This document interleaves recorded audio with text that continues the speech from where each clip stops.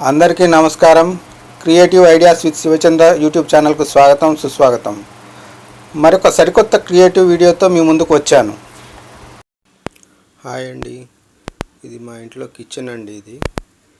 ఇక్కడ మీకు ఒక మ్యాజిక్ చూపిస్తాను చూడండి. ఇక్కడ మీకు ఏమన్నా వెట్ గ్రైండర్ కనిపిస్తుందా? లేదు కదా.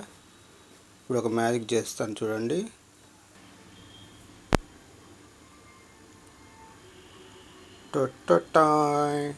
చూడండి, వెట్ గ్రైండర్ వచ్చేసింది.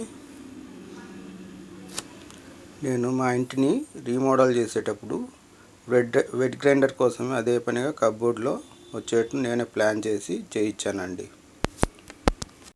ఇప్పుడు చూడండి, వెట్ గ్రైండర్ ముందుకు వస్తుంది. మా ఇంటిని రీమోడలింగ్ చేయడంలో కూడా ఒక పెద్ద క్రియేటివిటీ ఉంది.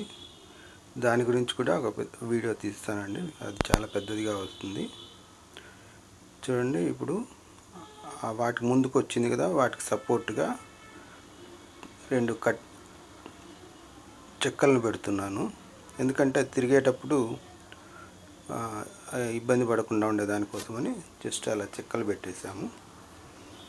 చూడండి, ఇప్పుడు గ్రైండర్ ఆన్ చేస్తున్నాం. చూడండి, ఆన్ చేసి దోసపిండికి బియ్యం వేస్తున్నారు మా వాళ్ళు.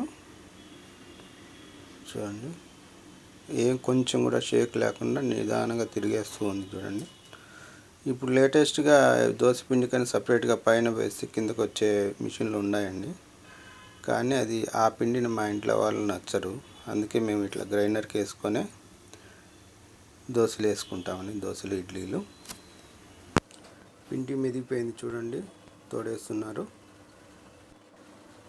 తోడేసిన తర్వాత వాటర్ వేసి క్లీన్ చేసి బట్టతో తుడిచేసి వైర్ అంతా చుట్టేసి లోపలికి తోస్తున్నాం.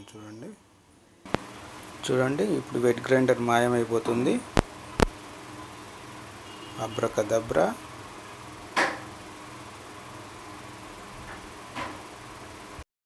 నా వీడియో నచ్చినట్లయితే please like, share, subscribe. Thank you. జై హింద్.